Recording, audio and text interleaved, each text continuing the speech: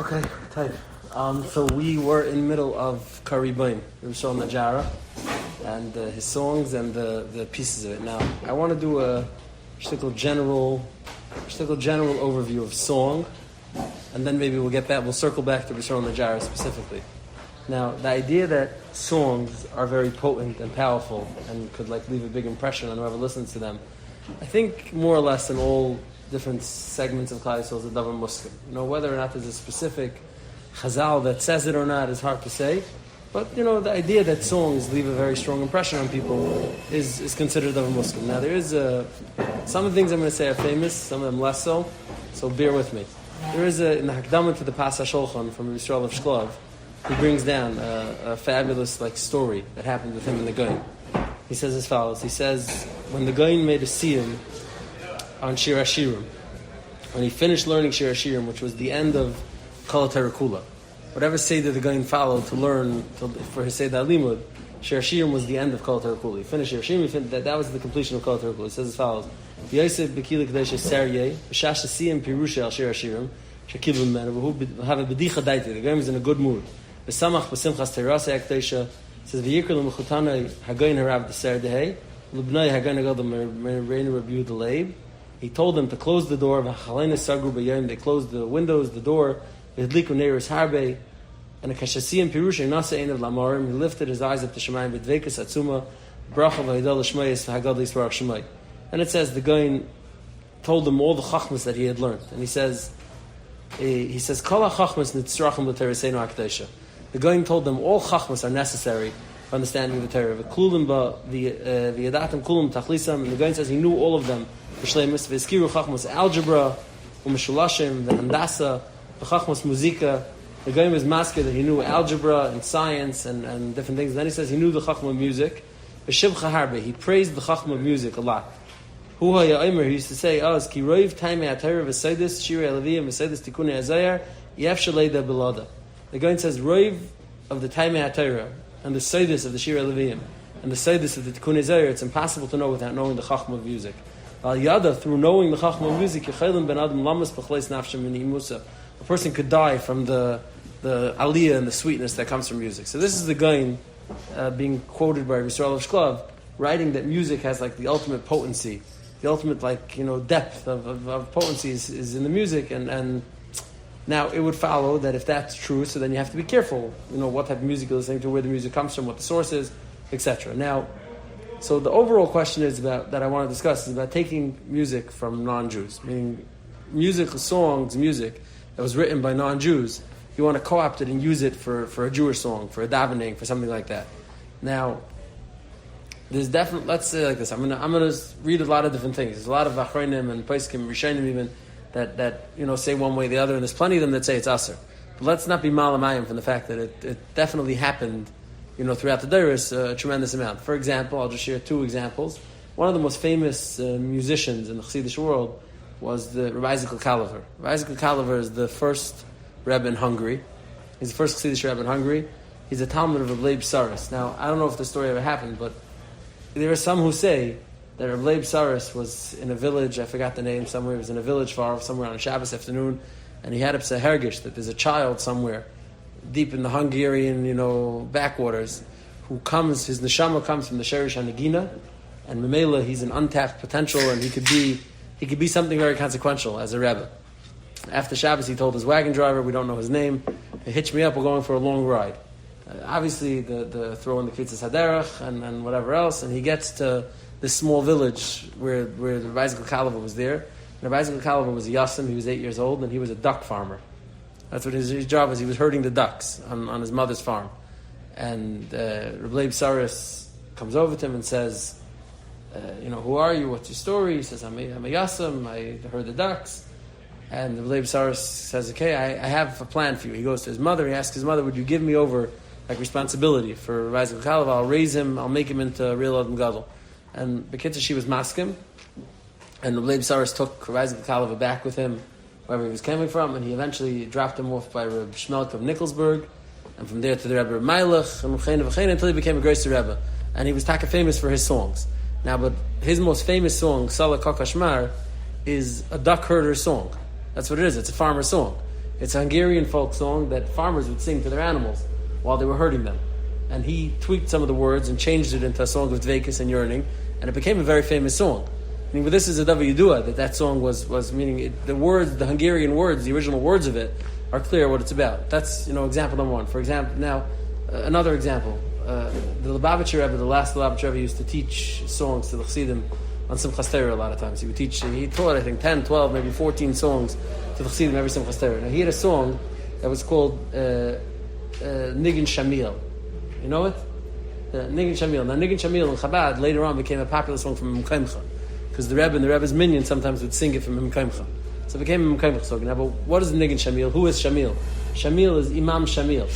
That's who it is. When the Tsarist Russia was having wars with different Caucasus, they were taking over area from the Ottoman Empire. Like in the early 1800s, they were constantly conquering different swaths of land from the Ottoman Empire, and they were like Chechens and Caucasus, these type of like Islamic white Muslims who were living there, and they put up a big hisnagdus to the Tsars taking over their country. And there was an Imam Shamil who led like a strong rebel group, and the Russian Tsar fooled him. He invited him to a meeting under the pretenses of giving him power, and then he arrested him and he exiled him to a village, thousands of miles away in the depths of Russia, thousands of miles away from his home. And legend has it that he would sit in his place of imprisonment, and he would hum this song, which was like a song of yearning to go back home. And when the Lubavitcher Chassidim, who lived where he lived, heard the song, they felt that it was a beautiful song that could be used for yearning, for going back to Eretz Yisrael, for yearning to go back to where we come from. And they took the song, and the Lubavitcher Rebbe taught the song in 1958. He taught the song to the Chassidim.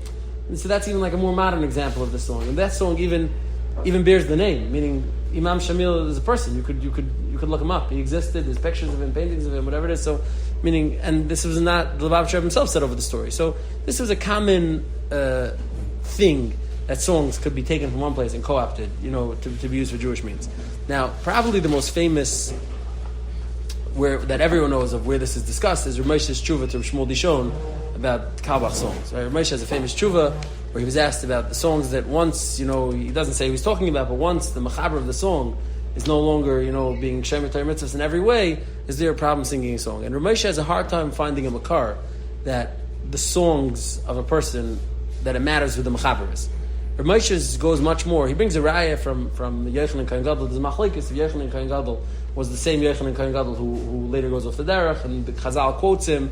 The Mishnah Navis quotes something from Elisha ben Avuya. So Ramesh shows that the Mishnayos and Chazal could quote things even in the name of someone who was a known, Shano Pirush, a known bad guy. So you see that the person's output is not dafka connected to the person.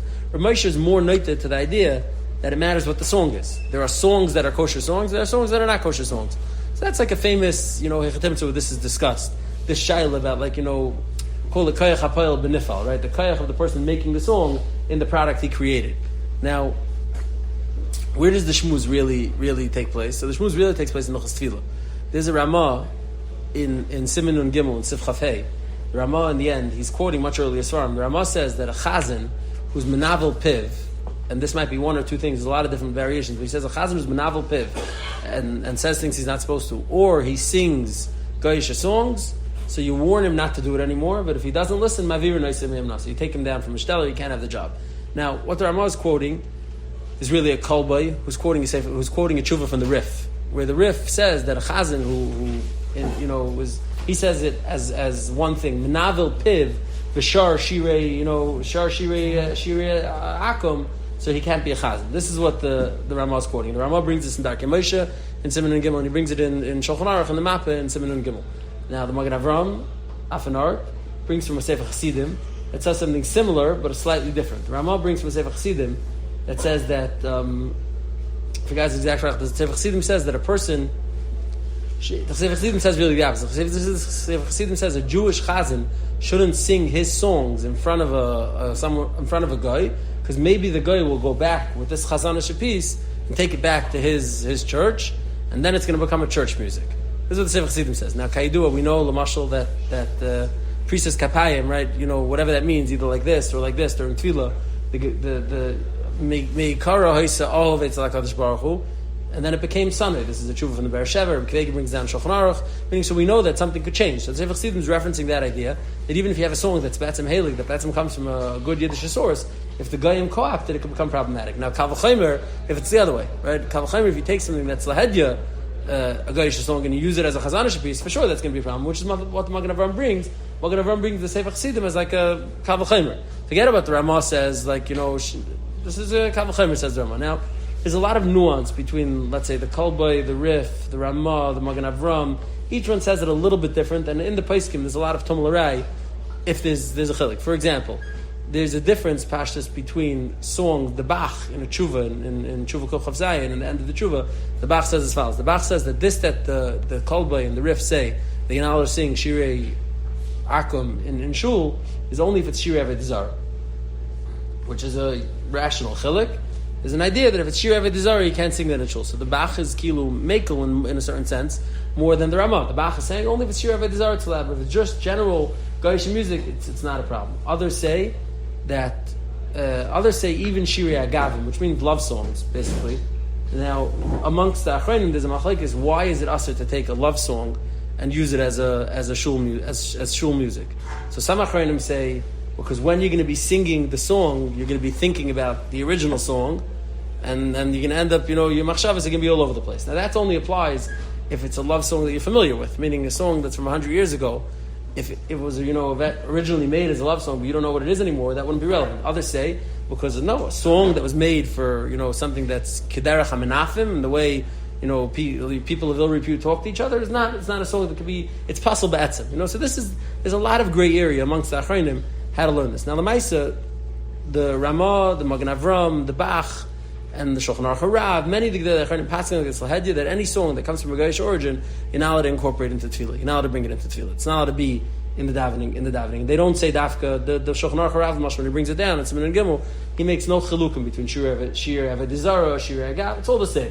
Anything that comes from an outside source, you're not allowed to bring it to Shul. Now, Salah Kol Kashmar was not in Shul, it was just a song. But Nigin Shamil, if you're using it from Kaimcha, is already a song in Shul. You're already using a song in Shul. Now, so I really just showing that to show that this is Hagam. The Shulchan Aruch seems to pass in one way.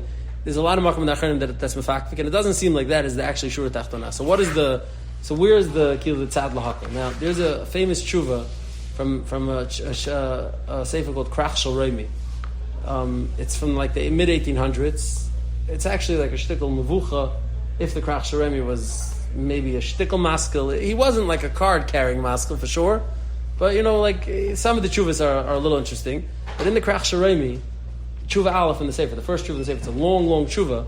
He has a whole maracha to write about singing, non-Jewish songs for chazanas, and he is much more mekel. And the one who actually is seimachanim lahalacha is a Rivadi. Rivadi in Yabi Omer Chelik Vav, he brings all this raid that I just said, all the different places that say it's aser, and then he brings the Krach Shel Reimi's tshuva and he's seimach on it to say that modern day chazanim could incorporate, even secular music into the music. So I'll read you a little bit the Krach Shel Reimi says. The Krach Shel Reimi says this. He says, Rivadi, I'm going to read from Rivadi. Rivadi says, "V'chein b'kodesh chazisei l'Rava Gani b'Yisrael Moshe Chazan Zal b'shut Krach Shel Reimi." And this is important. It says, "Sheheid b'gadloi." He was made shahaminik pashat b'chol Eretz Yisrael v'artzes Arav b'chol batei knesses shemenagdim b'tefila v'divir kedusha shiri Yishmael sherubim shiri agavim. They mostly use the music for shul in Eretz Yisrael and in all the Islamic lands is mostly Islamic, Arab love songs. It says most Arab songs are love songs, and that's what they use. They use mostly love songs for all the music, he says. He says,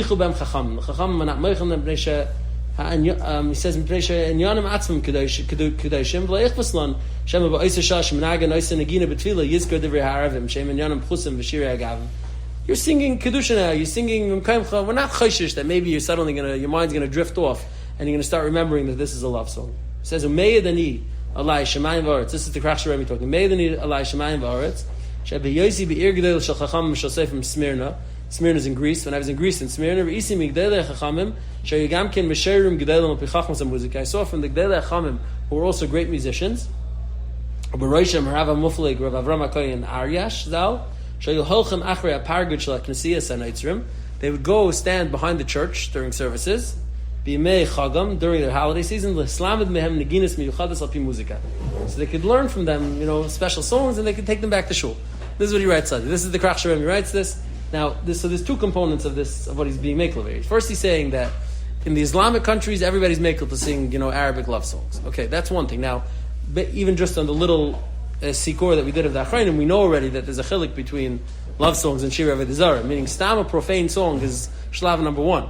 But the second thing he says, this Eidos that he says from Smyrna, that people would go, says Gedolei Rabbanim would go and stand behind the curtain to listen to church music, that's already, a much bigger chiddush. He says they would learn the songs, so that they could match them up to the Tfilas Yom Ne'eram, Shetzrichim Achna Gedolei.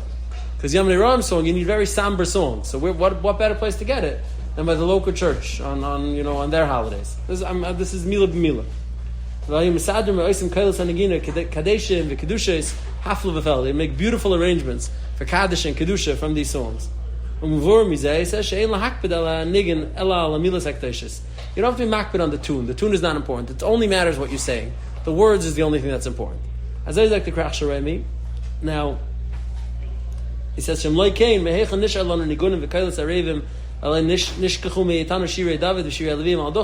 forgotten all Jewish music, all Shirei David, all Shirei Halavim.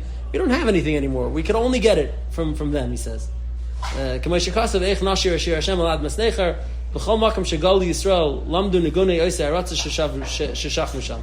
Klal Yisrael went in their Galus, they learned the songs from over there. Now, he goes on and on, different minhagim in Turkey, different minhagim thing, etc. So, the Krach Sharemi has like a big marachat to make. It's a long tshuva, 10, 12 pages long. And a big plank of his kula is that he brings a Ma'aser Rav, that in Smyrna, and in it's not a joke, and in the Islamic countries, Eretz Yisrael, he says this is what people were doing. Now, this, Rav Ovadia Samech on this halacha. The Tzitz Eliezer and Rav Yaakov Hillel and Vayashav Hayam and Chelik Beis Tshuva Zayin go off on huge marachas. Rav Yaakov Hillel in his way says he's machrish the whole thing, can't trust his Ma'aser Rav, can't trust anything. The Tzitz Eliezer writes on this tshuva, you can't trust anything in this tshuva. Now Tzitz Eliezer stops, he doesn't say you can't trust anything from this mechaber, he just says you can't trust anything in this tshuva. Tzitz Eliezer says, he has an interesting play on words. Tzitz Eliezer in the beginning says, that he says, Chazal say, the Gemara in Sanhedrin says that if someone, the Gemara in Sanhedrin says as follows in Daf Kuf Aleph, someone who kakayru pasuk shel shir shirim va'oisais a kamin zemer kakayru pasuk v'beis mishtayis b'leis mane maybe ra la'olam. Neishatayru chageres sak v'meres. This is a famous Gemara. The Torah is chageres sak v'meres. L'fnei Hakadosh Baruch Hu v'meres l'fanav. It says in front of Hakadosh Baruch Hu, Ribon shel olam asuni b'necha kikiner shemnagim beleitzim. Your children made me into like a joker song. Now he says that's called. This is his plain words. He says that's called shchutei chutz.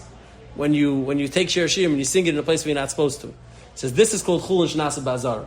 When you take songs from an outside source, this is a cute play in words. As it says, this is called chulin shnasa bazar. Now he goes through all the Makaris again, the Kolbay, the Ramah, the Magen Avram, etc. He's much more machmer. At the end of the tshuva, he brings from this. I just wanted to he brings from this Krach Sharemi, and he goes through. He takes for like the last 4 pages of the tshuva. He takes apart the whole tshuva in the Krach Sharemi. He takes a special offense to this snippet that they were standing outside the churches to listen to the songs. Takes particular offense to that, and he tears apart the tshuva. He quotes over here also got interesting from one of the chief rabbis, one of the Sephardic chief rabbis of Eretz Yisrael. He says, I write this. He's writing a tshuva where he says it's us. He says, as zeh kasavti b'daiga v'dmayis yiredes teich chedri levavi b'roisi ki avda ateri v'ayadis v'emunim mikrav Yisrael. This is a very, a sign of the times. He writes, this is one of the, Rav Chaim Pelagi writes about it, the Yisra Bracha writes about it. It's like a sign of the times. Like, Kilu, they were writing that they were seeing people bring Goyish music into shul, and that was very difficult for them. They were very unhappy about it. Now, Yich Shia, this is a machlekes Kilu that exists for hundreds of years. It goes on all the way to the modern era. And, you have Rabbi Ovadia and Tzitz Eliezer arguing about it machlekes earlier on. Now, how does this have to do with Kari Bay? So, it has to do with Kari Bay as follows. There's a sefer, like we said, Rishon Najjar lived in Tzfas during the Tkufa that Rizal. He wrote his songs. He wrote a sefer called Zmiris Yisrael, which includes, a bunch of his songs, not just the famous ones that we know. Now, there was another Makubal, a contemporary of Rishon Najjar by the name of Menachem Dilunzano. He wrote a sefer, wrote a bunch of svarim. He wrote a sefer called Shtei Yadis, which is also about poetry and music. And in Shtei Yadis, he has 2 specific critiques where he goes after the Rishon Najjar for his songs. Now, one of them has nothing to do with what we're talking about. One of them is a unique, different taina, where he writes that, I'll read you a little bit. He says, Hine matzanu b'shir hashirim devrei ava ben HaKadosh Baruch Hu v'Knesset Yisrael. Shir hashirim you find, a language of love between HaKadosh Baruch Hu and Klal Yisrael. K'divrei chasim v'kala. Avalei b'shvil zeh hutter haritzu v'nitna ha'tayra kol echad echad b'yadei l'hachlis ben HaKadosh Baruch Hu v'Knesset Yisrael chal dvarim sha'noyef v'ne'af ha'zayim zelazeh. He says just because you see in Shir hashirim that it's like a loving, endearing way that it's spoken, it doesn't mean that anybody could just decide to write any type of, very personal or lovey poetry that they want and call that a song. And that could be Haley. He says that's not okay for them to do that. He says, Hine, B'shamayim Eidai, Ki Geshaviyani Hechach B'shir Nitvas L'El B'dachlam Zayin. He continues, then he picks out specifically, V'ulam Re'isi L'Baal Zmiris Yisrael. I saw that the Baal Zmiris Yisrael, which is Rishon Najara, She'ene Chayshish Klal. He doesn't concern himself with this at all. In his Fashid Binyan Zeh Yosim Idai, he takes great liberties in this regard. He's very casual, very, very personal with HaKadosh Baruch Hu. He takes great liberties. So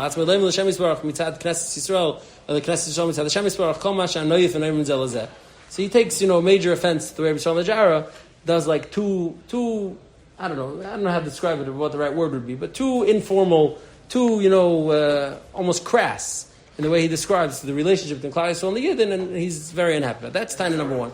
So now the problem is that Rabbi Yisrael Najara is by far not the first one or the last one to do this. There's many, many other songs from Paitanim, starting from all the way from Yehuda Levi and Shmuel and Nagid, and there's many, many of them that use the same terminology. And the Shtei Yadis, Rabbi Nachman Zan is like splitting hairs, what's acceptable, what's not acceptable. He himself has some songs that talk in this type of vernacular. So that's a Shvera Taina. Now his second Taina that he has, and this is what's relevant to what we're discussing, is he says as follows. He says, "Reisik tzas chachamim, k'mesayin nimral mechabrim shirim v'shvachas l'Shem Yisbarach al neginim ashalayim b'nei Yisrael hema."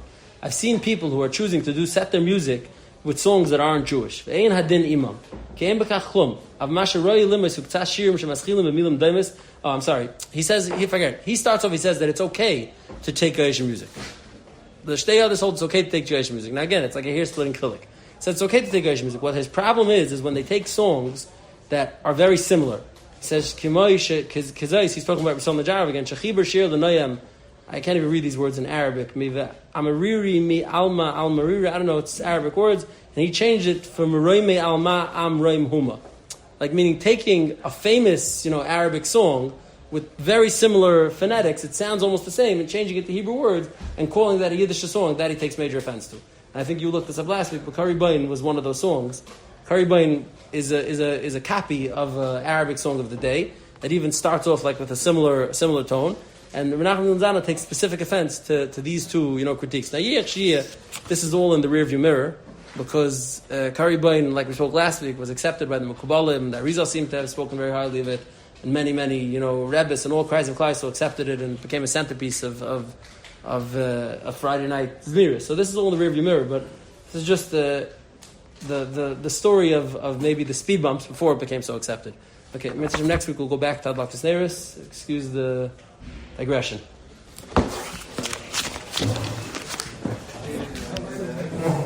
You've just experienced another Torah class brought to you by TorahAnytime.com.